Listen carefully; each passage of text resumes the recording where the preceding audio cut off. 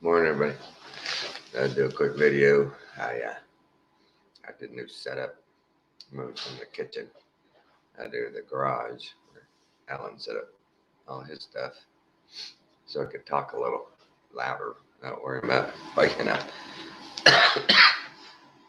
Kathy and Alex. But you know, it's crazy. Um, we got to pray for Australia, man. That's crazy. That's crazy. Could y'all imagine that? Where you are? Think about that. Think about that. Hard for me to believe that if I left here and went into town to, go to the bank or something, they weren't going to let me in the bank without my jab or my passport. Wow, they ain't going to let you. They come round you up. Contact tracing. I remember way back 2 years ago when they first brought that word out. When I first heard that, I remember, I think I said it on one of Alan's shows. Watch out. This is, hey y'all, what's up, buddy? That's the way they're gonna round you up, is the contact tracing. And just because you didn't turn that app on your phone does not mean they're not tracking you with it. Just because you think we're staying under the radar. I don't think we can anymore stay under the radar. Try and get off the grid, but they still know you. They still know where you are. I told my daughter yesterday, she had a telehealth medicine deal. And I said, you realize, this was a counseling session. I said, you do realize, don't say my name in that counseling. You talk about dad, but don't say my name. I said, or Alan's, or any of our subs, or anything you've heard. And she's like, hey, I'm sure you are on some watch list. And I said, exactly. Don't say my name to a psychiatrist, because that's all they need. They're going to, at some point, look through medical records, and if you've been on Xanax, Prozac, any of those things, they're going to be like, look, you got mental problems, and we're going to strip you of your Second Amendment rights, and we're probably going to intern you somewhere until you're safe for public consumption, because that's the way they're doing the veterans through the VA system. Yeah, that's the way they're doing them. Just take a peek at their medical record. Oh, this guy's been seeing a psychiatrist and taking medicine. And that may be a little extreme, but it's true. That was pretty crazy, those rocks Alan we've got going there. And he works his butt up on those rocks, man. It's crazy. He'll get up there and he'll sit in one of these chairs and lean, 90 degrees like that with a Dremel doing those. I can't sit there like that. Wow. It just kills my back.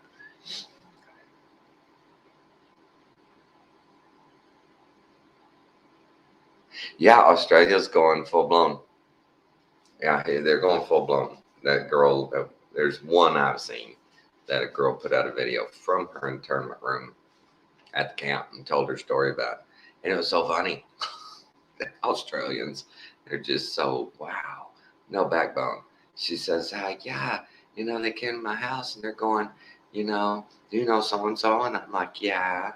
And they're like, well, he's positive, have you had a test? And she says, yeah. But she lies and she gets scared and she calls them and tells them. They call her, I think, yeah, they call her back and she says, okay, look, I lied. I haven't been tested. And the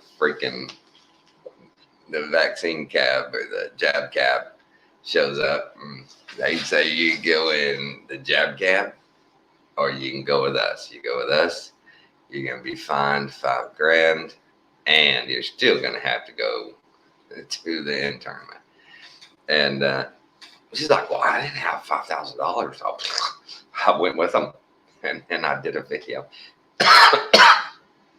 complaining how, wow, They made me do this. But it's just, wow, what would you do? It's hard, man. It's hard. I hope Ella's okay. I mean, I don't figure she'll put up to armed resistance, but I also don't think she'll just bend over and comply. So that's, man, things are getting real, man. And how many people know that right now in the Supreme Court, we need prayers hard that they are going over Roe v. Wade. And speaking of that, let's pull that up. That was a quick little video on the progress so far on the case. Where is it?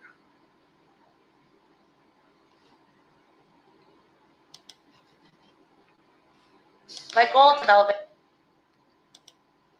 Yeah, let's get this queued up here. And well, it's not a very long video, 8 minutes, but it goes over what's going on in Supreme Court right now.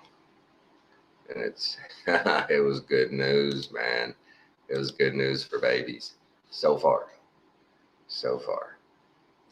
You know, and we all know the right thing to do, the godly thing to do, but those people, their arguments are they're psychotic. I don't get it. I just don't get it. How can you fight so hard for that?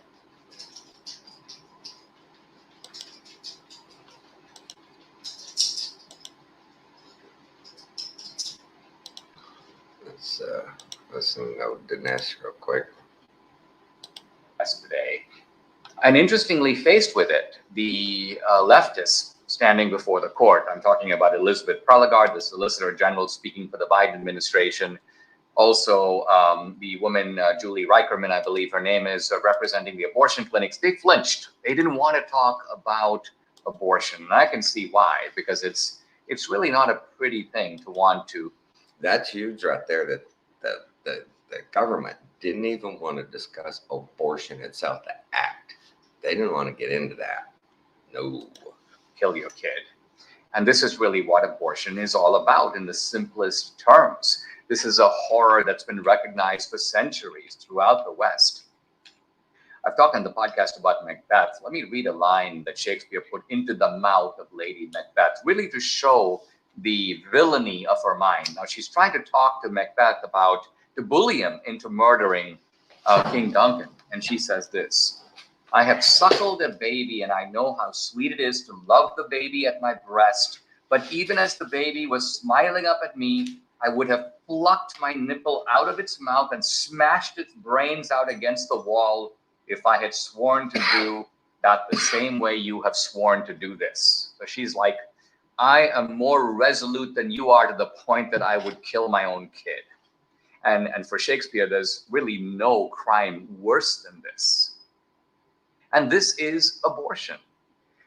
In some ways, I would concede abortion is the debris of the sexual revolution. If you're going to have a sexual revolution, you're going to have unwanted pregnancies. And so from the left's point of view, this is a price worth paying. If you have unwanted pregnancies, you should be able to get rid of the kids that you made. Now, I was kind of, way chuckling, but also poignantly watching these women standing in front of the court, and they were like popping abortion pills left and right. And I guess their point is, we don't want to reproduce. And, looking at them, I was like, yeah, I don't want you to reproduce either. But nevertheless, this was a grim and disgusting sight. This would almost be like the gas chamber lobby out there. We got to have gas chambers. We got to have gas chambers. There's a social value in gas chambers. Now, Clarence Thomas got to the heart of the matter very succinctly with his customary clarity, where he said, hey, where is this abortion right in the Constitution? I'm quoting Clarence Thomas. If we're talking about the Second Amendment, I know exactly what we're talking about. If we're talking about the Fourth Amendment, I know what we're talking about because it's written, it's there.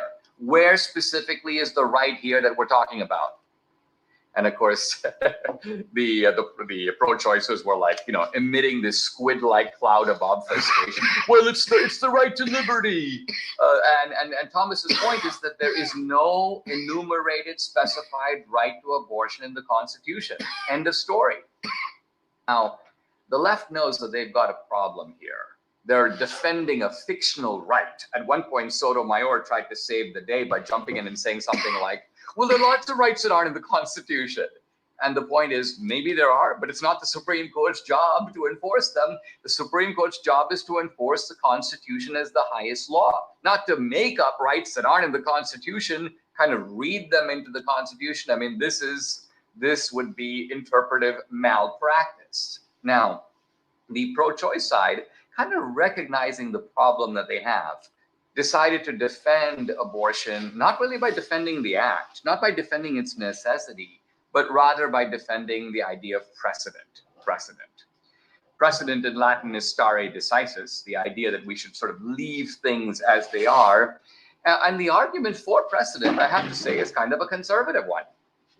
Many years ago, I heard a conservative kind of vehemently defend the idea that institutions, even if you don't know their underlying rationale, should not be questioned. And his argument was that if an institution has survived for a long time, in his case, he meant hundreds of years, there must be some underlying rationale for it, even if that rationale is not apparent, and therefore an institution purely on the view of its durability deserves a measure of respect. And I was standing there in the company of a professor of mine, and the professor destroyed this argument in one sentence by saying, what about anti-Semitism? Anti-Semitism is a tradition.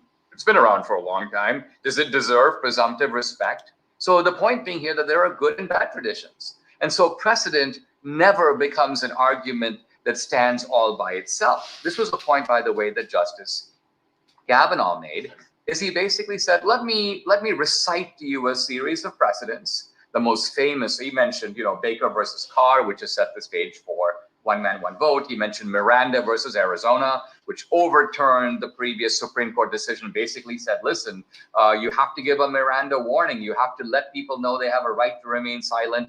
They have a right to have an attorney present when it's a criminal case. And most famously, he mentioned Plessy versus Ferguson. This was the precedent that upheld segregation for 70 years, 60 years before it was overturned by Brown v. Board of Education. And Kavanaugh quite simply said, well, listen, if a precedent is wrong, as we recognize Plessy to be wrong, why would you keep it intact?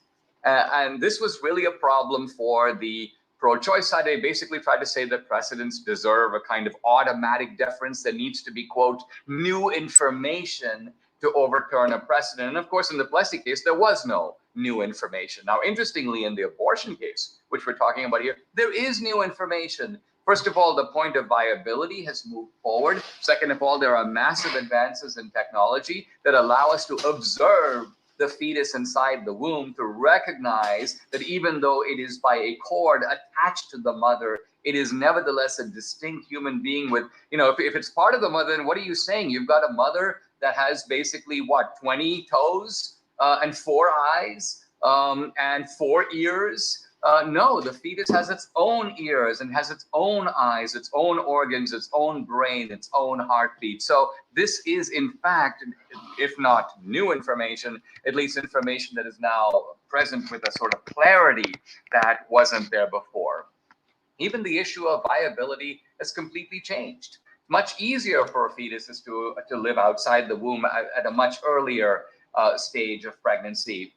And one of the justices, I think it was Alito, who made a very good point. He basically said, listen, you keep talking to me about the women's interest in not having a pregnancy. He goes, well, that's not changed whether it's before or after viability. If the woman finds the kid to be an inconvenience, I don't want to have it, I want nothing to do with it, then you want nothing to do with it when it's 2 months in the womb, and you want nothing to do with it when it's 8 months in the womb. Viability makes no difference at all.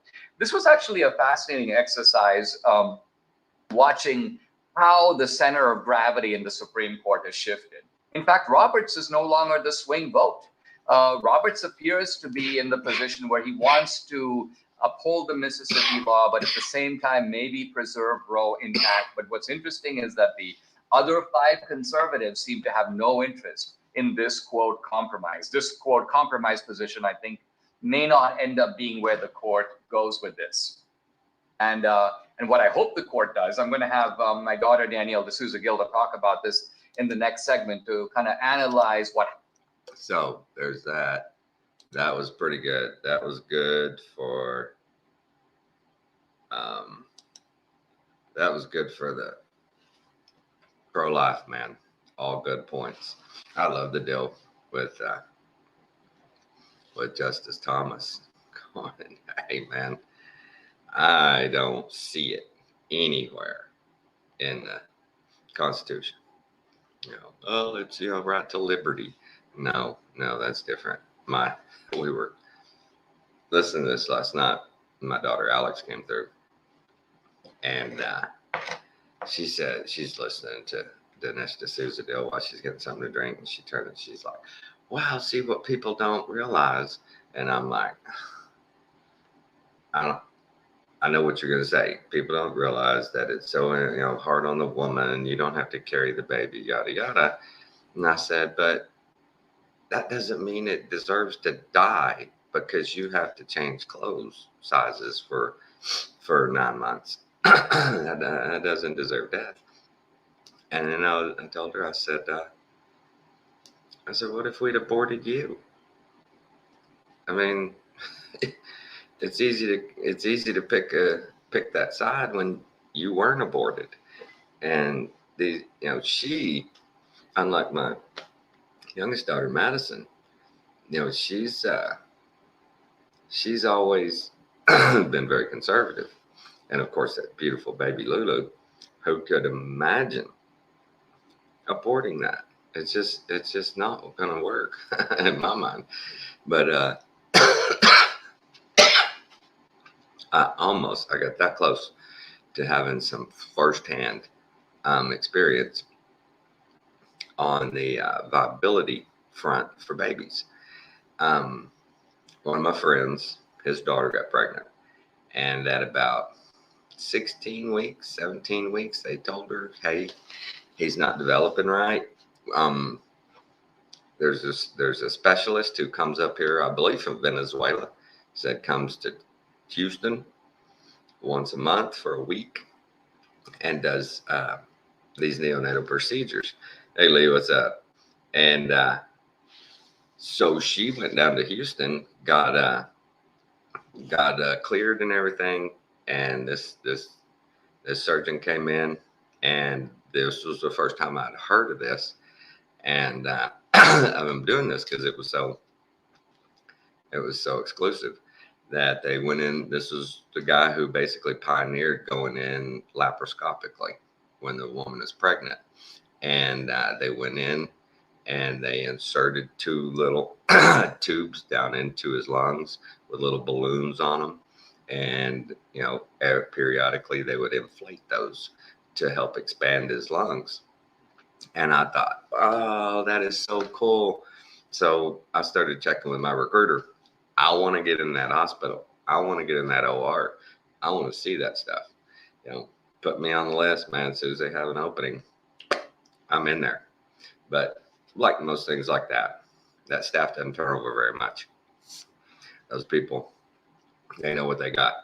So they stay put. It is hard to get in those crews. But I tried. I would love to have done that. That'd been so cool. But prayers, man. Prayers. How, like he said, that's like the gas chamber lobby standing out front. We got to have gas chambers. You can't take them. I can't. The mindset of those people going, you can't stop us from killing babies. We have a right. That's ball worship, man. Who denies that? That is satanic worship. When you will fight, you will draw blood to keep the right to murder the most innocent, the most defenseless, the most vulnerable in all of our world and all of our realm. these people want to kill. And that's, man, that's sickening. I can't imagine that.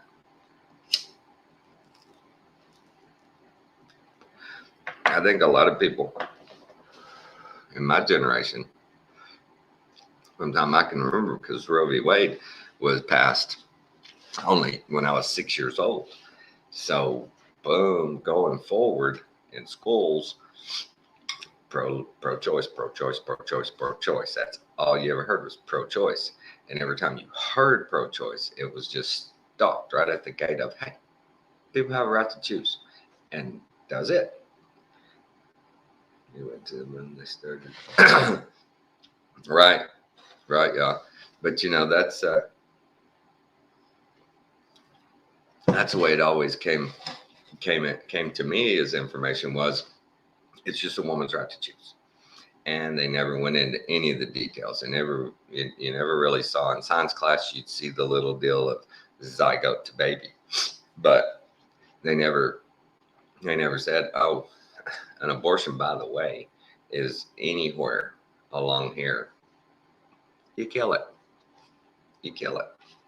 While in science class, they're sitting there talking to you about, this is the way life works. This is the way life, shoots forward. This is a miracle.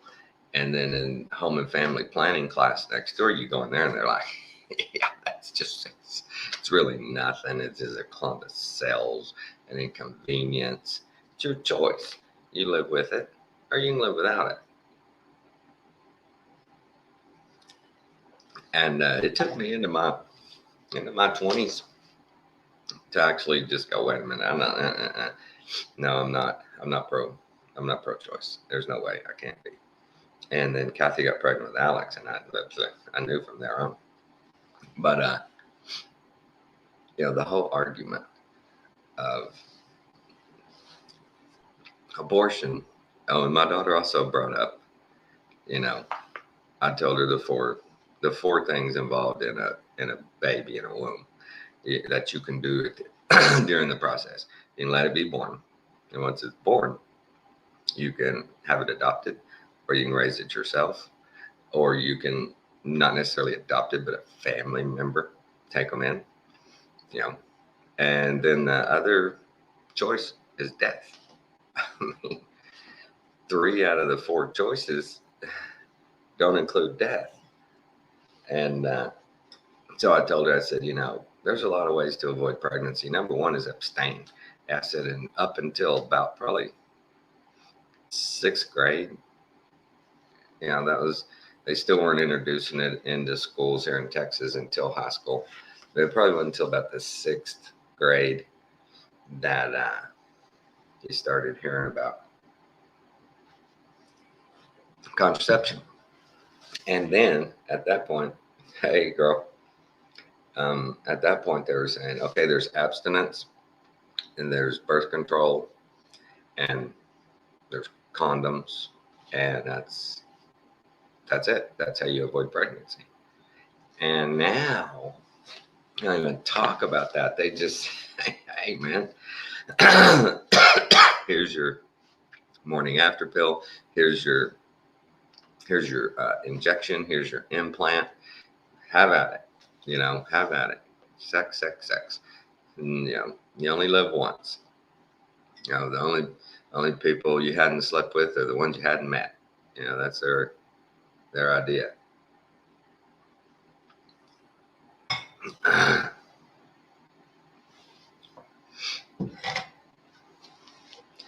Yeah, the scary thing about that kind of mindset is, the stats prove out that most of these women who have abortions, it affects them greatly through the rest of their lives. I know we have a family friend that she's in her 70s, and she'll still, like when she saw Lulu, oh man, she broke down. She's like, I can't believe I did that. But this was in the 60s, and I think they lived don't know, Louisiana or something. She lived somewhere where abortion was fine, and her parents, took her away to another family member, and it was all good, and she came home. But that scar, man, that still affects her to today. And it's so easy to avoid it, right? So many people are like, but what do you do? It's like, just don't do it. I mean, so many people, and I tried to tell Madison, and I was so blessed that from the time they were old enough to understand, I told them about their gift of, of their love to their husband. And that biblically, I don't think people ever really even think about it this way. But from what I took from the Bible, is that when a man and a woman are married and they're both virgins, that you hear this argument from people going, yeah, but you don't know what to do. Well, when you join in love in God's name, that is going to be the most amazing lovemaking. God will unite that. He'll bless that. I can't imagine what that kind of intercourse would be like, because I never had that opportunity to be pure and be with one woman and have God anoint it. I can't imagine it being a fumbling, bumbling, comedy of errors. I just, why would they teach celibacy? There's no money in it. There's no pills. There's no condoms. There's no after pills. There's nothing to be made from abstinence. And then my daughter yesterday brings up, well, yeah, so what are you going to do? Right now, the system's already overwhelmed, yada, yada. Well, if the government would get out of the way and cut the red tape out for good, honest, loving families that want to adopt, there's 10 people for every kid, set up for adoption. And the paperwork is just so terrible. And it should be, to a point that you're not, because we know what's happened in the past. These sickos, go and adopt kids and do nothing but abuse them. Well, no, you don't want that, of course. But abortion's not the answer. Abortion's definitely not the answer. And when the Supreme Court, when you hear stuff like that, eyewitness accounts, and that's another thing. When they were doing the Heller thing back, I don't know, what was it, during Obama, about right to keep and bear arms? It was all over the news. You couldn't get away from it. Is this the death blow, to the Second Amendment? You couldn't get away from it. Now, crickets, man. Crickets on this abortion thing. Crickets on Australia. Crickets on the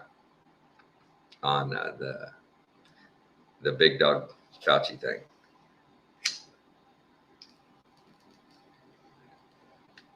This media, wow.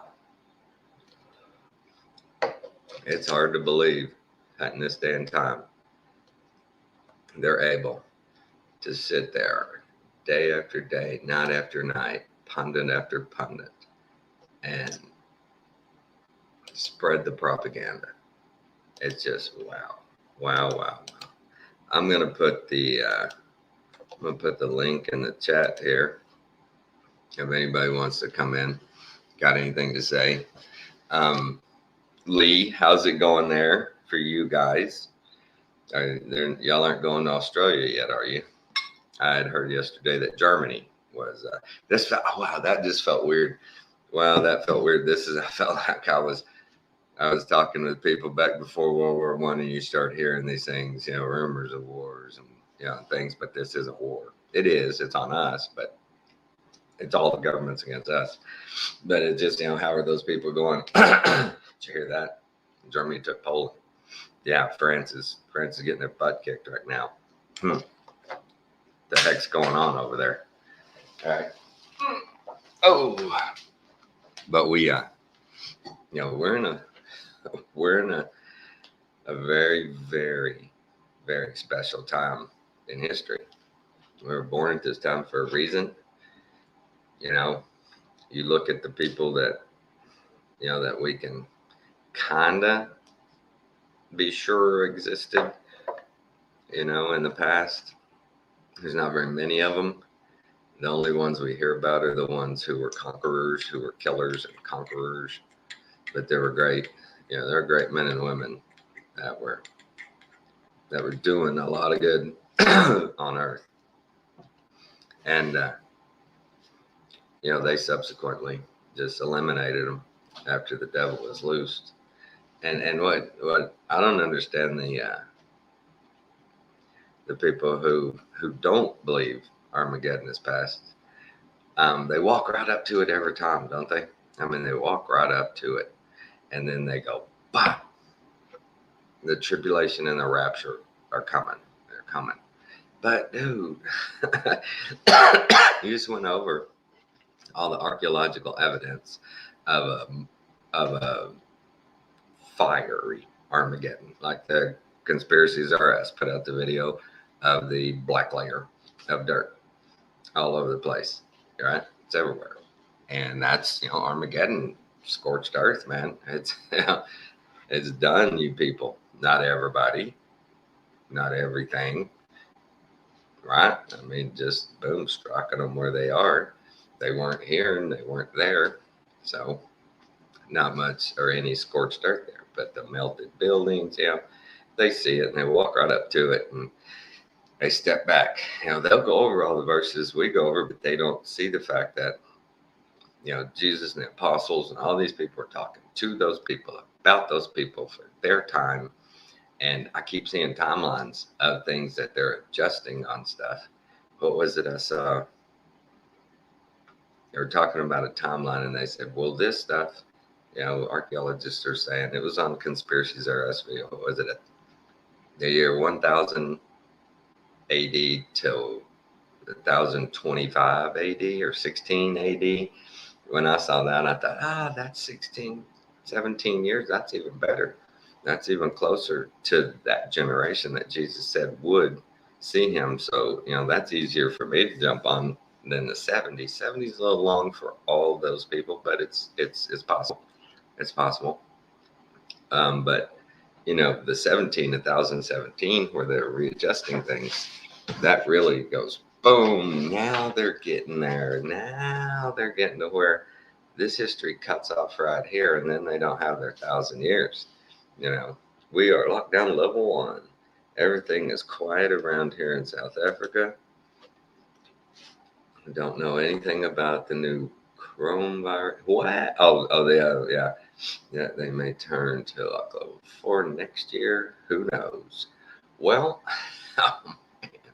And how did they skip all those other ones? All of a sudden, you hear about this, and it's like, what? But there's in the Greek deal there that they use, it's there's 2 or 3 other levels before you get there. What happened? But I just love the way they told us all these years about, herd immunity and natural immunity is best.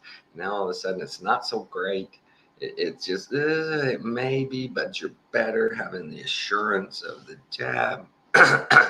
And then all of a sudden, well, they'd also said usually the way these viruses work is they'll gain strength in infection rate, but they lose potency. So they kind of peter out, and once enough people have the natural immunity, you're good. Sorry, drop that. But that's what I was always taught, that natural immunity is best.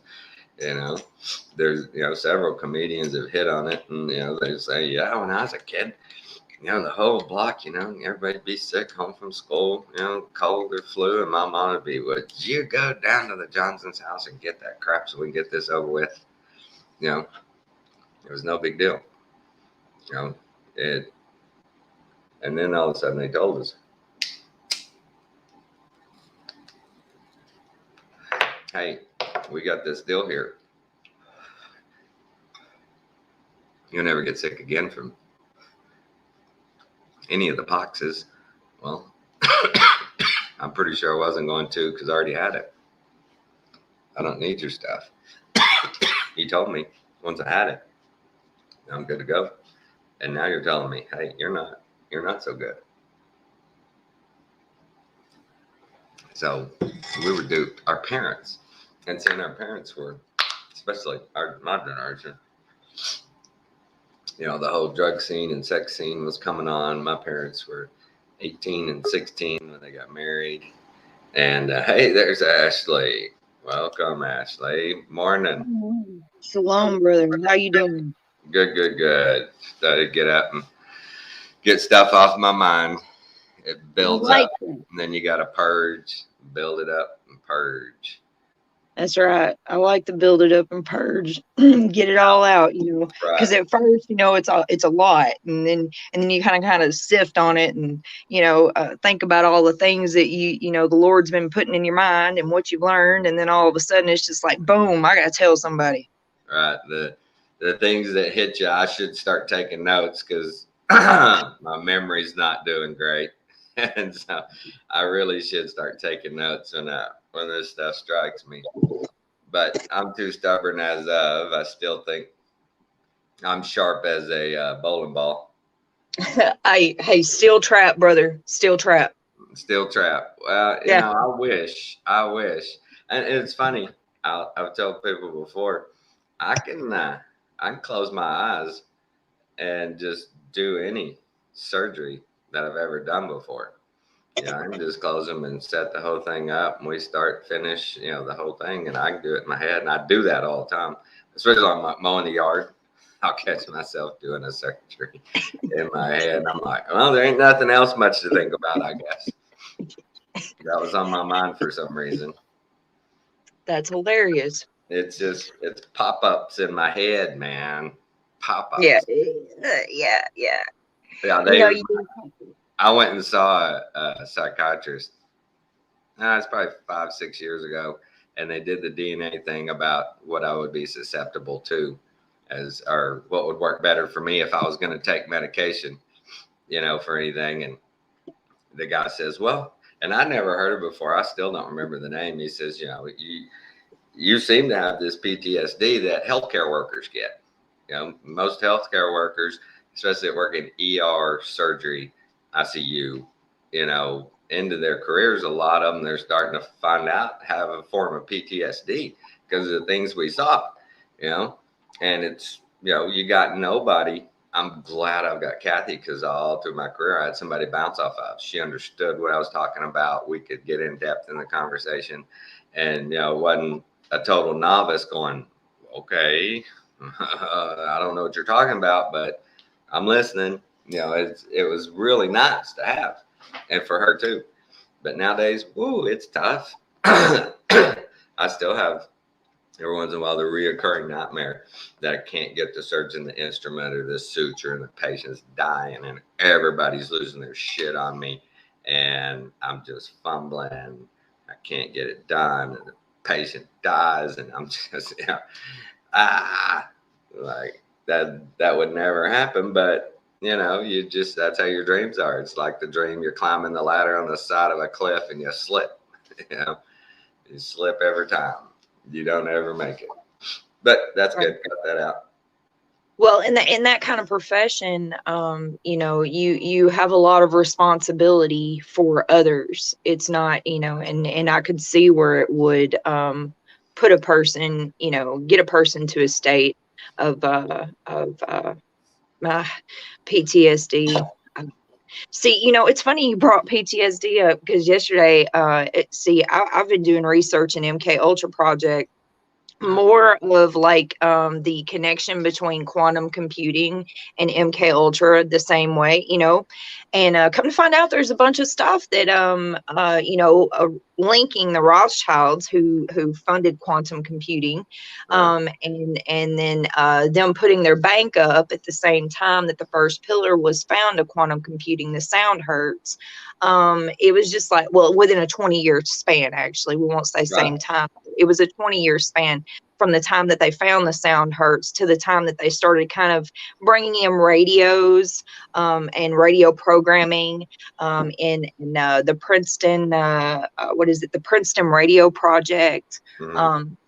But either way, I was talking. So I've been doing reading into MK Ultra, the side effects and things that people go through. And I was talking to a girl yesterday, and she was telling me, she's got social anxiety. She's got anxiety with loud noises around her and stuff. She doesn't sleep very well. And I was like, dude, you're like saying everything that I just read about MK Ultra, like you're Right. everything. And Ever so it really, we are in the biggest MK Ultra project that anyone could ever imagine. We say that ones are programmed, and we were programmed as well, and that's what that is. That's what it is. It's MK Ultra programming. They went through and they funded all this studying, and at first I thought it just had to do with sound, and come to find out, it's light as well, but Right. it's food intake. They did a Sure. lot of research in food intake, and I started going through like propaganda pictures and stuff of like the 20s, 30s, 40s, and was finding some weird stuff, like they had Crazy. pills for ones to get rid of the deodorant, your BO, and your bad breath at the same time, and you could carry the little pills around, and guaranteed to work, man, and you can hug anybody you want to, is what the You advertisement won't said. stay. Right. Right. And it was in the 20s. People were buying that, like people were buying this stuff, and they've been listening to the doctors for freaking ever, trusting man, but the PTSD, okay, this is my thing. All right. I got into psychology a while back, years ago, and I started understanding that Were you a psychology patient first or a student first? What? Were you a patient first or a student first? I was a patient first. That's how most people get into it. They're like, this shit's cool.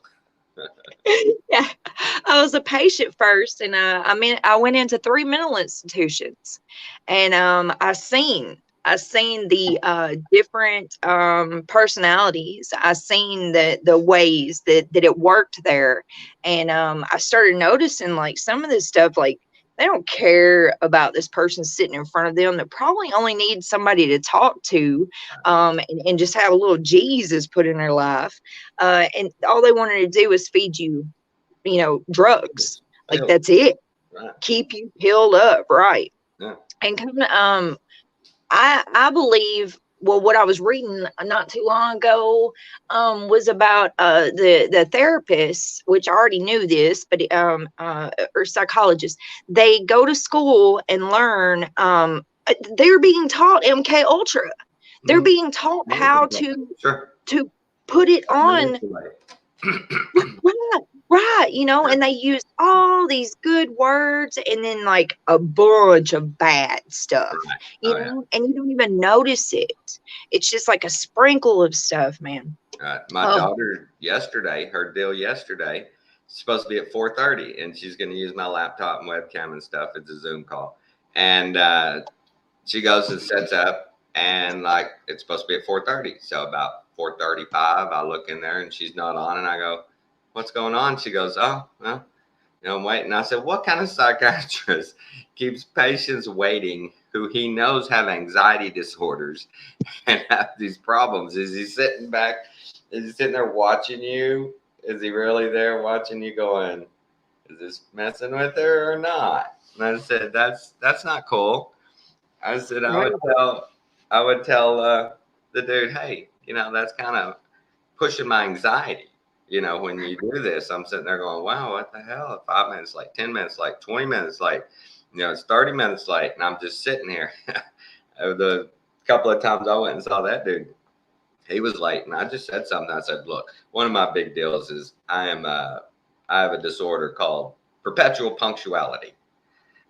I cannot be late. If I'm 15 minutes early, I start getting a little bit of anxiety going. And I've been that way a long time. And Kathy and the kids knew it. We were always ready to go, and we were going to go somewhere. We were always early. I can't remember a time I was ever late. And so I said, "Could you be on time? I already been here like 20 minutes." And he's like, "Oh, I understand. I'll try." And I'm like, just a little thing, but that's a made up term I made, perpetual punctuality. Yeah, yeah. I hadn't heard that one before, but it was cute. It's real cute. I like it. That's what I You thought. should coin the term, put a patent on it. No, anything and everything I've ever invented, thought up anything, and I tell people, I say, it's yours, go with it. If you make something of it, remember me. That's all I ask. Remember me. If you make something out of it, remember me. I've invented all kinds of shit at the bar, sitting there having a beer. I've invented all kinds of good stuff. I've had people go, "Man, that's a good idea. I think I'm gonna do that. I've got one of those." And that's all you'd have to do, right? And I mean, different stuff. I got one cutting rocks, and he's sitting there trying to hold this rock with this blade going, 2,000 RPMs. And Alan, come here. And we turn it off, and my chop saw has feet on the sides that'll expand, right? They come in and out.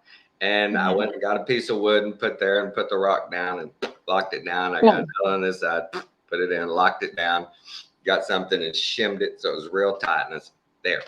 Now you can cut it, get your hands out of the way. And he's been cutting rocks for a year that way.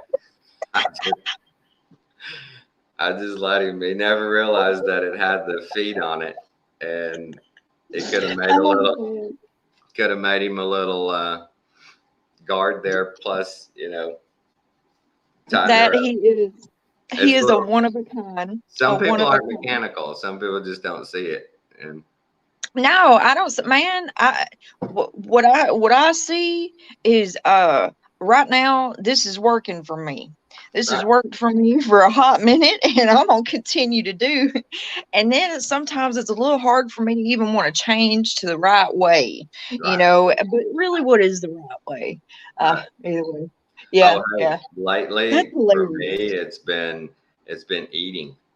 Oh man, I'll get up and walk in that kitchen and start looking. I'm like, no. You don't need to eat nothing right now. Go get your water. Stop. Don't put any of that crap in you. And I've been trying so hard to cook healthier, really healthy, fresh foods and stuff for Kathy and Alex. I always cooked pretty healthy, but now I'm actually reading labels on stuff. I'm looking for non-GMO. I'm looking hard, and Kathy's like, "What? Spend an hour and a half at the grocery store." I'm like, "Sorry, I'm not just gonna walk up and grab something, throw it in. You don't know what's in these people's food, man." Oh, you do? You don't, man.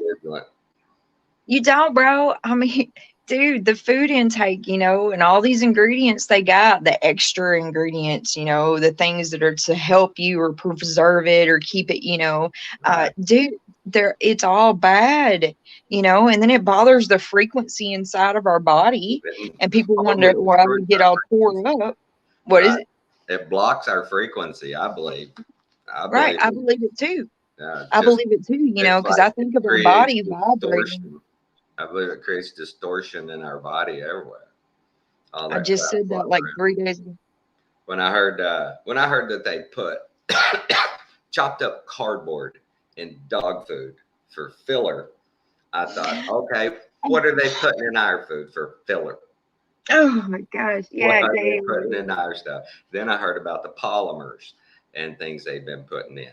And oh my God, when I saw that, I was like, dude, oh my God, that explains a lot. My dad on his back has some moles that look like they drip coming out. I said, dude, those are polymers that just slowly made their way out of your skin. So that's not like a mole. You know, a mole is a single thing. They have a raised deal, and it's like they just ran down his back. He's got, a dozen of them. I noticed them one day. I'd never seen them before in my life, and I started noticing where at the pool at his house. I'm like, dude, stand still. I started looking at his back. I said, those are crazy looking. And then I'd read about polymers and stuff, and I was like, that's probably what that is. Just slowly. What is a polymer? It's filler. It's a kind of, it's a synthetic absorbing filler, kind of like gelatin would be. You know, how gelatin would work if you put it in different contexts or just filler. So what for like gummy bears and No, for your regular food, you just pick it, and they say a can is 12 ounces. Well, an ounce of that's going to be polymer. Saves them money when they're doing a million cans of those, and they save an ounce on every can of product where they can put in filler that costs them pennies. It's billions of dollars over a company's, lifetime. And that's the way they go down all the way to the ounce on things, man, to the milligram, all of it. That's how they make their money, bottom lines. They buy X amount of product. They want to put out X amount of product. How do we expand that? Add some filler. You add another percentage to that. What once only yielded so much, now we're putting a little more, a little more, a little more, a little more. And that's what they were supposed to have told us this. We're supposed to know these things. And they say they did. Have you ever tried to decipher the ingredients on anything? Just start with the first thing and look that word up. What is it? Then the next word. Then the next word. What is it in here? Your eyes start crossing. You start, it's like, what in the dyes, because I was reading it that there's 149 sub projects for MK Ultra, and there was like 3 of them that I spotted. I was pretty thorough about going through them, of what they used, what they funded, what they did. Anyway, petroleum was used, and one of them said the research for petroleum to disembody, or not disembody, but disengage the body. Right. And so come to find out, petroleum is used in the number dyes. If you got number dye, yellow to whatever, it's all in the dyes. Right. We have a refinery in my hometown there in Big Spring, and that's where the chemist invented styrofoam for like egg cartons and stuff. The guy invented styrofoam there. It's just a petroleum product that a lab out there, and they would take, and the cat cracker, every level distills off something else out of the petroleum, right? All the way from alcohol, jet fuel, kerosene, diesel, gasoline, motor oils, it separates them all. And they would just get sample of every product that they did and start making shit, see what happened. And that's where a lot of pharmaceuticals came from. Just those guys at refineries in those labs messing with stuff and go, look what we found. And the guy who invented it never got anything but his wages for it. The company kept it, they got the patent and everything for it, and, but like the MK Ultra stuff, did you run across in your travels there, the guy that started Hulu TV? And his patents that he got, he started in the 80s, late 70s, he got his first one, and it was a mind control deal that he wanted as a TV set, right?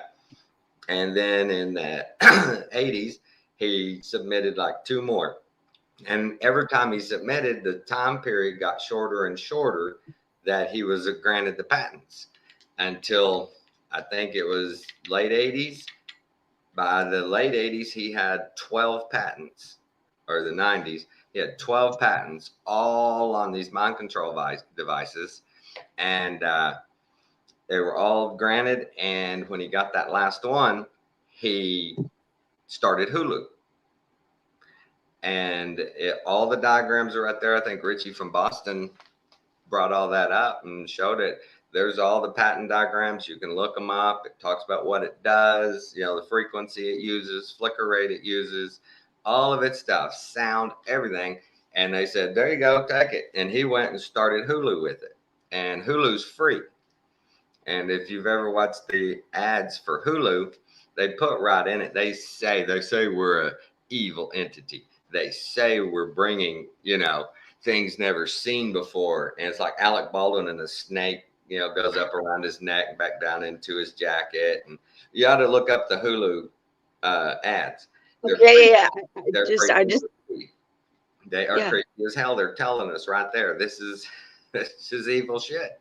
You watch Right. anything on this network, and this is what you're gonna get. And they I wonder who's in the commercial, in the ads for them, they tell you, you watch this at your own risk. Straight up, they tell you. People are like, and that's a good ad. That's funny. Right. That's all they see. They see that's funny. That's a good ad.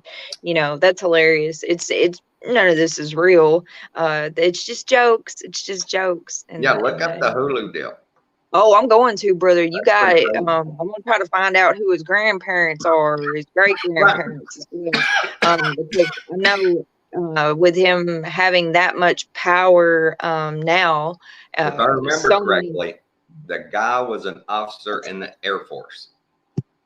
And he was another one of those Air Force guys that when he got out, boom, he went right into an industry, rose to the top of that industry, and then did his thing.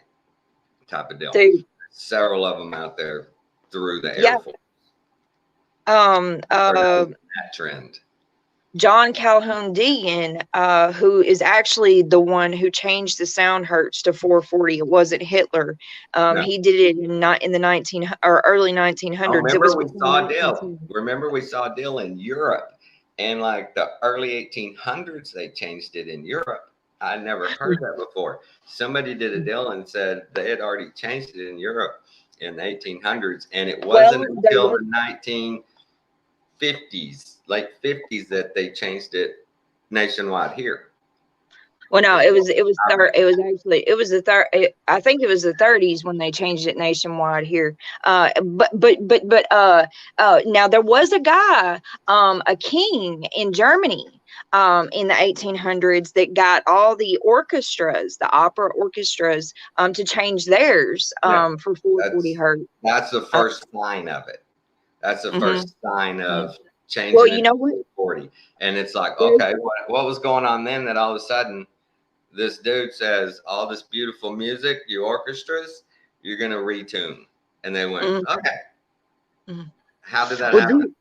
Dude, so before that, in the 1500s, there was a lot of accounts of this thing called dance mania, you know, and I'm sure you've heard of it doing research and whatnot. Right.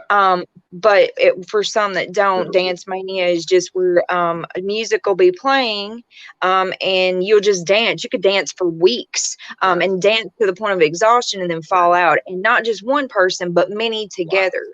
Yep. And there was only one account that I had read out of from 1500 up to the early 1800s. Well, actually late 1700s.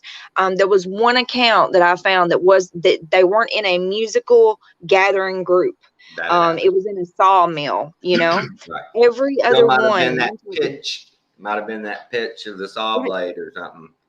Oh man, I didn't even think about that. But and there's also they had started in factories where they would do the bells, you know, doom doom doom, you know, starting your day or saying Pavlov training, for sure. Those were early MK Ultra programs, like the dancing deal.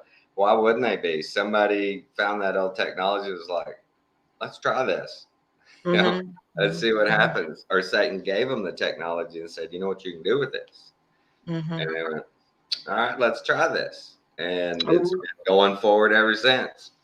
Yes, and bells, bells really seem to be and of course the Hindu religion, they're about bells, but our father speaks about bells, Right. so bells seem to be something that triggers the human body, Right. in different types of bells, The Tibetan the du- monks and their stuff. The monks, mm, the Tibetan monks, they're mhm, chanting. They hit mhm, a perfect frequency, man, when they start that unison chant. That's mhm. that's why every time you've ever heard it, you went, "Wow, that's cool." They get that thing going, man. And you're like, "Did you hear that?" Wow, so mesmerizing, and it's because it's a frequency that you know tunes into Right. nature and into God. Pretty great stuff. And then a bunch of crazy monks up in the mountains. They don't know anything. Yeah. Well, what they do, I believe they worship false gods. I don't agree with They them never whatsoever. even watch TV. How do they know anything? Uh, what That's you what they said, always say. They the reason never, they do know things is because they don't watch right, TV. they never read a newspaper. What do they know? Yeah, right. Right. That is so how people think. You are That's not what kidding. we're taught, man. What? They hadn't seen TV yet. Well then they really don't understand. Yeah. It's the programming. They haven't been programmed yet. But we are battling with not with flesh and blood. I mean, Mhm, we're being mhm, bombarded on all fronts, man, with frequency. Everything mhm. from the frequency that your compressor puts off on your refrigerator to the lights to radio, TV, and cell phones, microwaves. Just think of all if you could put a graph on your surroundings and see all the frequencies. There was I Yeah. think about, because I've done research in the Aztecs and how they worshipped and stuff, and they would make pipes, and then they would push their water, chemical water, whatever it was that they were like working with, I say chemical water, they probably extracted beryllium and something else, and Right. like put it in the water, but they would put it through pipes that were shaped like the symbols that they, Right. knew had power. Right. And dude, I think about the pipes in our house, all the water, and then you go into apartment complexes. And if you really look out at the layout of the system, before the apartment has got windows put in it and doors and stuff, but it's kind of like it's just built at the moment, just kind of the outside frame. Right. And it's got walls, but it's just that thin, Right. it's just the first part, right? Dude, if you look at the system of the plumbing and how everything's going up when you go inside that building, you can see all these pipes and they look odd and distorted, like it's just a very peculiar layout. And then you go outside of the building, apartment complexes, and you see that it looks like a freaking Hindu temple the way it's built. It flipping looks like, Pyramid goes up. The gas right. tankers are that way. You see them. Right. And I Right. think about these pipes, even in our own houses, and how the pipes are laid out. Our feet are walking on these pipes, on the floor. Like that. And for energy that comes from this water that they're freaking Now, what's the contaminating. vibration that's been put into that water Boom, before it gets boom, to us? That's going through these pipes. it's a And they're big just, part of it. right. I mean, dude, we need to go live outside. That's what we need to do. We need to all move to the woods, and we need to learn how to live outside, build our own houses. You know what just Forget hit me? plumbing. You got a tree. Right. Something just hit me. Alan is staying in the loft over the garage, and I just had a soft water system put in, and it's in the garage.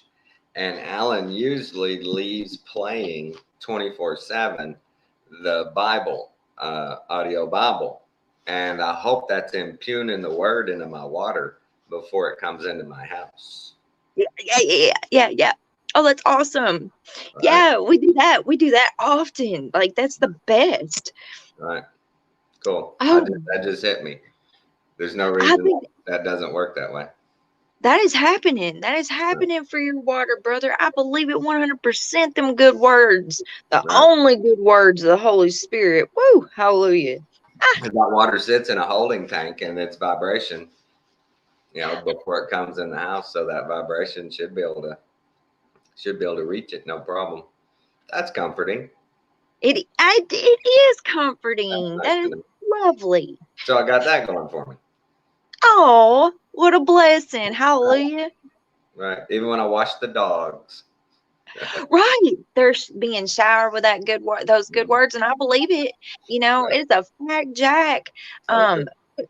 We have been dumbed down so much, What's funny about that kind of thing is I tell people that, oh yeah, you can put intent into water. You're crazy. And I'm like, they've proven it. They really have proven it. They They've have. proven that you can put positive and negative intent into water. They visualized it under microscopes with it, controlled studies. They've done it. There's no doubt about it. And they're like, it's stupid. And I'm like, where's your water? Ooh, you're an asshole. Well, it's really hard for ones to believe that there is sound that you can't hear, and Right. there's light that you can't see, and there's fire that you cannot feel physically. That they can't. It's so hard for them to grasp that understanding. But then you start telling them things out of the word, and they're Right. like, "Well, wait a minute. Well, that's symbolically spoken." No, it's not. If you take a light from the phone, there was a guy that did an experiment. I don't know if I told you, maybe I did. I tell a lot of people this one because it's very interesting. There's a light on his phone, or on his camera, and he was in a dark room, and he took the light and he flashed it all around the room. You could see so good. And then he took the light and he put it right up to his eyeball. He's in a dark room, and this light was bright. He put it up to his eyeball, and his eyes didn't dilate. He didn't blink. There was no effect with that light being up on his eyeball, and he put it Light, up close to different spectrum. right. What'd you say? I said it's false light, a whole different spectrum. It was just Right. propagated in a different spectrum than incandescent. I've been watching Fat Kenny and I understand light now, and that's pretty cool. I understand how it works and how that wouldn't. Cadessa? Define Cadessa. Incandescent and condensant, like incandescent has a filament and it has something that you put electricity through and it glows, right? That's like incandescent light. And then like LED lights is just the tip of a wire that when you put electricity to it, just the tip grows. So that's a different spectrum of light. And so one gets hot, one doesn't, because that metal or that filament, whatever that medium is, it's heating up to glow, where an LED doesn't. That's not what's happening. Make sense? It does make sense. It's very interesting. And the way Kenny described light is, imagine everything is a grid, and light is just each little block, which is a magnetic field being propagated by a force, which is electricity, which is sound. Electricity is sound, sound is electricity. And it can only go through so many of those grids with the force it was given. That's why some lights go further than others, but it's not a speed. Light doesn't travel at a speed, it just propagates the next space until its force is diminished. Does that make sense? Yeah, it doesn't travel at a speed. Yeah, there's no speed to it. It's just each next magnetic field, the ether being propagated. It's the ether, and think of it as a infinity grid down to the smallest or the biggest cube or circle you want to make it, and it's just a space that's ether, and you propagate that by putting force into it, a signal. And whatever the signal is, if it's light, then it's light. If it's sound, it's sound. If it's whatever it is, it just propagates the ether. Does that make sense? Yeah, so it has it grow. No, it can't grow. And that's why the speed of light's so dumb, because if you shine a flashlight through glass, it slows it down. It can't speed back up on the other side. Right. Its force has been diminished. Been stopped. Yeah, it can't speed back up to 186,000 miles an hour. Hmm. Hmm. If you want some deep thinking stuff, you got to watch Fat Kenny. What's the cat's name? Let me get his deal and put it on here. Hey, Alan turned me on to him, and he's a hoot, man. He's a goofball, but he's on to it. He's on to it. If you've not watched him, you need to. Alan is a hoot. Do what?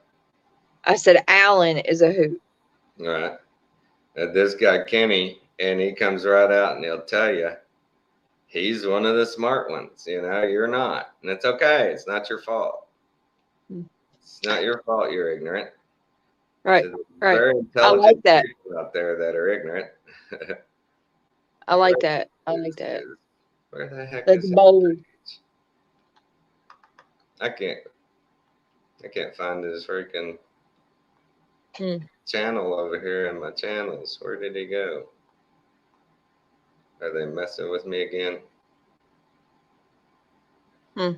I'm gonna Oh, look I would know it. keep the people entertained.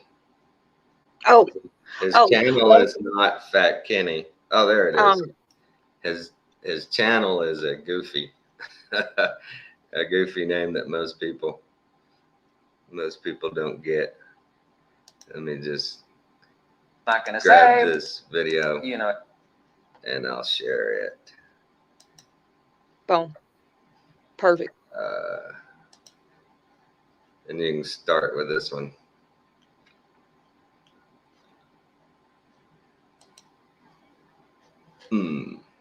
Where am I?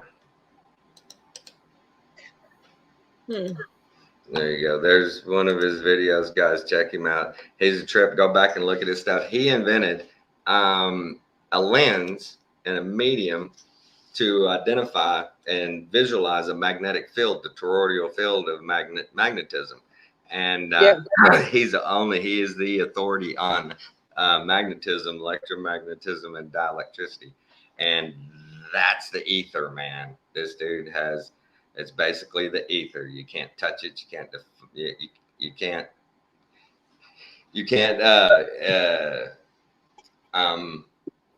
demonstrate it, but it's there. Everybody's talked about it. Einstein and Tesla and everybody's talked about the ether. It's the intangible. It's the whole. I call it the Holy Spirit. I call it's the Holy Spirit. It's God. Everything is of it, and without it, there's nothing. So you have to have it. It's here. So is this what? I'm sorry. Is this what CERN calls the Higgs boson? Well, they're trying to find the God element, but right. So is that what they're trying to do? Because that's something they think they can take and clone and propagate it. Okay, that's but what they can propagate into entity, something immortal is what they're looking for, immortality, transcendence. But the ether is the word sound. That's how God propagated the world, was he spoke it, and that's a vibration, and that's boom, the ether, and it all began. I haven't thought about ether like that. That's amazing. Well, we can't live without it, and they don't know they can't define it, they can't touch it, but they know it's there, and nothing works without it. Nothing. Right. And Kenny's interesting because he has, I think he's got the equation for for basically the building block of life. He's got the formula. It's pretty cool. Pretty cool. Yeah, check it out. Oh, I'm gonna check him out. I got him pulled up, man. He's gonna go. He's gonna check it out because I think it's amazing. But you got to go back and watch some early ones so you understand what he's talking about, because he gets pretty technical with a lot of this, and you're expected to know a certain amount about it. He tries to explain real simple, but a lot of it's still, pretty complicated. Right. He's been doing it a while, and Oh yeah, he he's been knows working what on he's that formula, he said, for like 10 years. And he's patenting it and everything. He's like you said, he's got the only, I think he said 4 books ever written on electromagnetism and dielectricity. And the demonstrations he does are they're really easily understood, and they demonstrate really well what's going on. And magnetism explains it all, man. He does a good job on that. Magnetism does explain. Andy's really goofy. Right. It makes it fun. It makes really it goofy. fun. Yeah, I'm a fat, tattooed, bald guy. Hey. Yeah. He laughs at himself a lot. Yeah. He's one of those guys who laughs at himself. Yeah, Kenny, you're witty, Kenny. And he'll tell you he is witty and he's smart and he's. Oh, that's great. That's great. Sounds like Jason. Yeah, he don't mind. He don't mind pointing out the fact that there's only a handful of people like him in the world, and it's funny. You'll enjoy watching him, but it's some good stuff, man. That lens he invented is so cool. The way you can see the perfect visualization of that toroidal field, and the way he explains the dark spots are basically what space is. Everything else is the ether, and then there's voids in the center, perpetual, what does he call it? You have to watch it. Can't remember all the exact terms, but it's amazing. I was really I was blown away, and I keep watching his stuff now. I'm listening, Kenny. I'm listening. What are we talking about? Free energy? Ether. Yeah, it basically leads to free energy. Yeah, it basically leads to free energy. Did you see the? Hey, Tommy. Did you see the? I can't see the y'all. one It's with awful dark. it's dark outside. Yeah, sorry, brother. Yeah, I'm listening. Did you see the one where the guy had a drone and he put a copper wire filament on it, and he had a spool, and he sent it up into the air, and he had like this little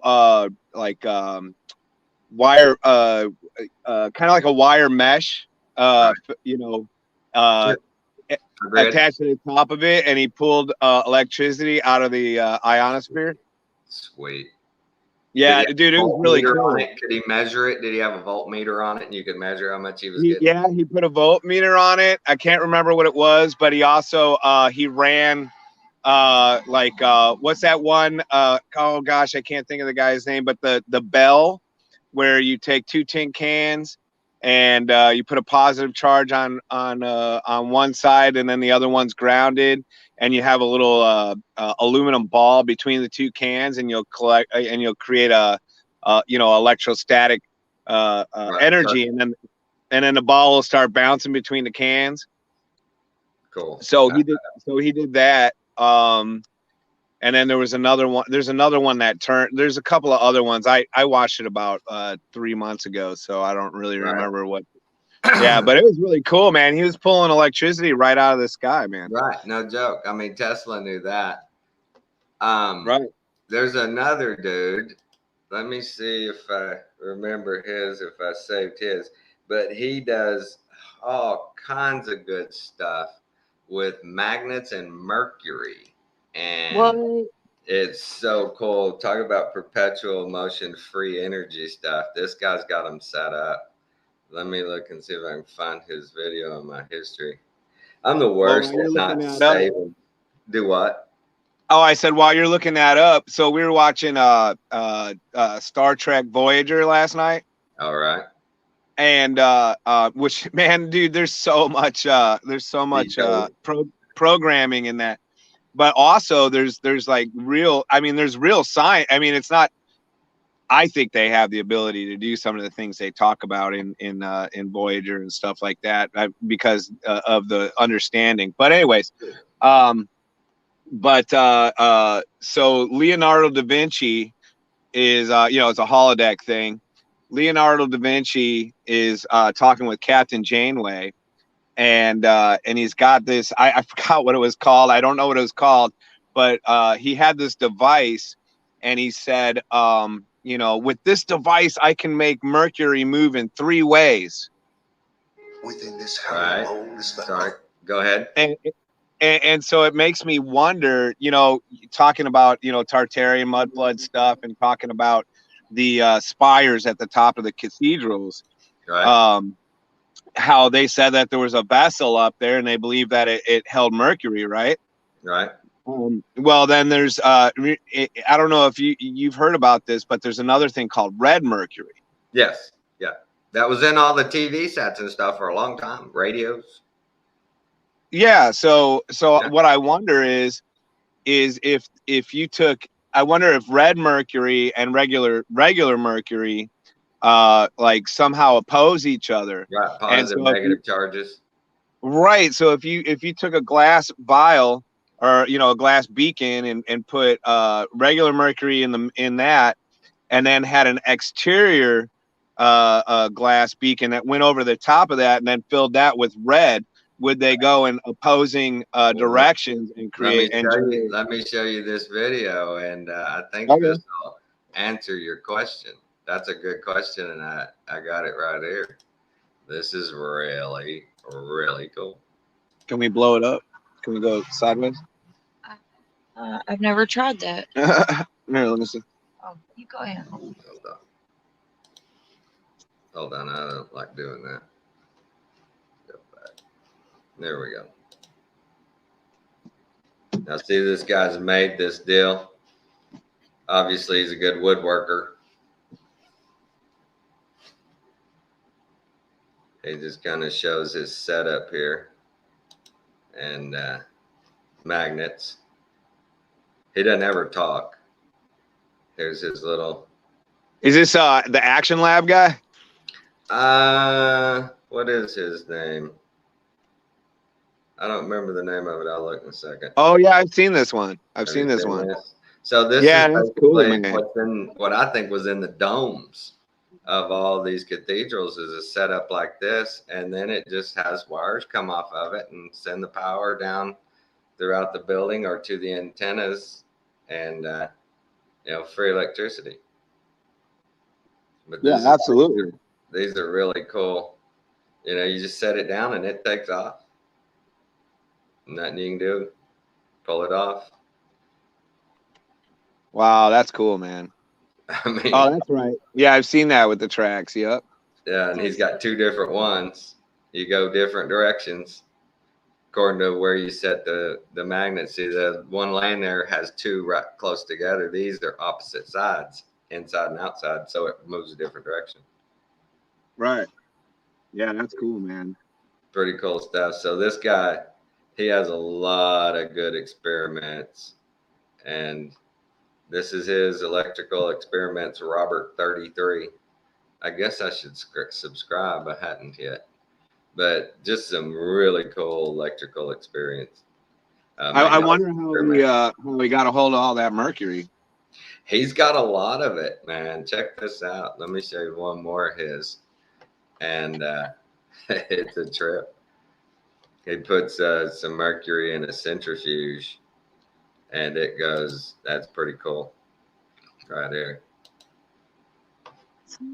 This is what I imagine, like the moon and stars are happening. Flipping commercials. I gotta go through the commercials. Boom. What's this? This is great. Let me It's move very it back. fun how the time lapse is on the phone. Let's get it. Let's start from the finish. He just puts it in.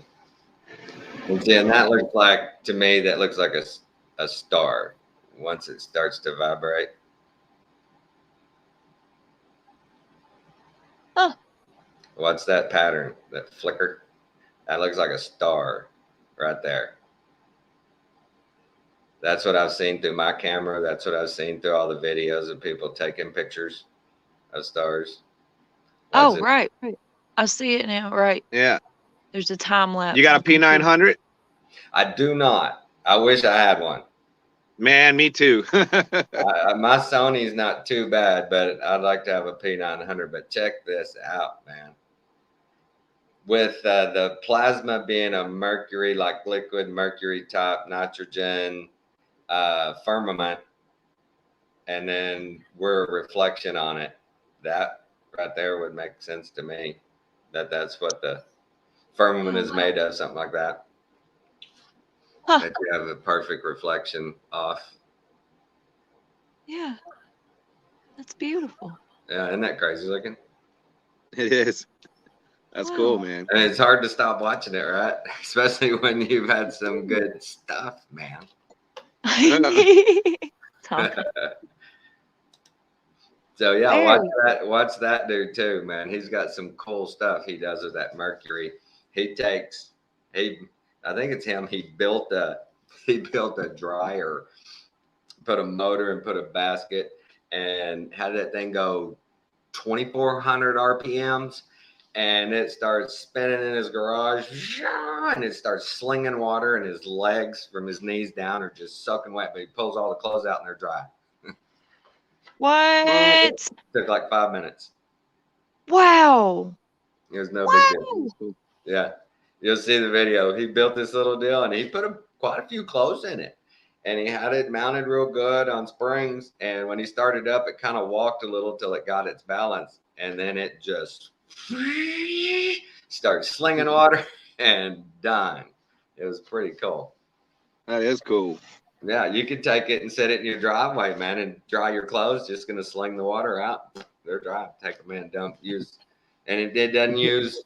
It doesn't pull 2-3 amps of power. Nothing like your dryer pulls. Right. 50 amp freaking pulling, 1,000 watts of power. It's crazy. That So there's is. ways, and you can run that thing on like solar, or these people are starting to get better at setting up these magnetic generators where it's like a flywheel, and boom, once you get it rolling, boom, boom, boom, boom, boom, Perpetual. Right. yeah, perpetual. Just has a good flywheel on it, and you get her started with one crank, and doesn't stop till you put the brake on it. This guy did a great experiment with one. He's got a big one on their farm, a diesel one, and he cranked it, and it's huge, man. The flywheel on that thing is huge, and he put the handle on it, went boom, and it started right up, boom. And he regulated the gas and air a little bit, and he put magnets, 246 magnets all around it, and he got a board, and he put light bulb, little LED lights under there, and when those magnets start spinning by, just light them up. It kept them lit as long as that flywheel was turning, and there was no wires, nothing. Yep. It shows you how ridiculous the green energy movement is. Right. If you really wanted the most efficient energy, get out of the way of some of these people. Right. Let them bring it to us. Oh no, you're not gonna have a $1 billion electric company in every state. No, you're not. Nope. It's gonna go down to the thousands. It should be very cheap. Once you invest in your generating system, you shouldn't have to pay for any more power. Right. Ever. It'd be awesome to have a nice plot of land, Right. 80 acres or so, and just have folks live on it and work on this stuff. And right, give those people free reign. Go ahead, man. Set up your power station wherever you want. Whatever you think's best, so we can power everything. Let's do this. I know. That'd be awesome. Right. Because that's going to be the biggest thing right off if you're going to try and start something like that, is you got to have some kind of power grid, because they can, you got to be able to be self-sufficient, not rely on anything from the grid. Right. Nothing. And it's it's to that point. It will get to that power point. would be the number one thing you'd have to start with. You got to be able to generate some power to get going, because your hand tools, just to build stuff using only hand tools, can't do it. It's not feasible. Generators running gasoline still, long term, not feasible. I'd like to make an electric wheel off of a river, have land that's got water, a river, Right. going on it, a Well, creek. you got a water source, but that guy, that generator that guy had on their ranch, it still has to have diesel, right? So Right. You got to get to a point where we know you can use water, you can use hydrogen peroxide. There's lots of engines out there that run on different things. They just won't let them market it. So you'd have to get somebody that had that knowledge. Understanding. Yeah. Or learn it yourself. We seen it, or Jason's seen this one guy that was living on an island and collected all the plastic and burned the plastic down somehow and made it into fuel. Right. Right. Extracted the petroleum byproducts out of it and turned it into a fuel. Yeah. If you know how to do extraction on things like that, you can reduce things back down to their original elements and reuse them. Yeah. But amazing. they shut those people down. They don't let you get out there and and sell that product to people. No, sir. No. I ain't gonna have that. But guys, we're an hour and a half in. Well, 6:41 here. I hear everybody moving around. I'm have sign off. Good talking to you guys. a blessed day, man. You too. And I say good discernment, good vibrations. Yes, sir. See ya. Later, guys.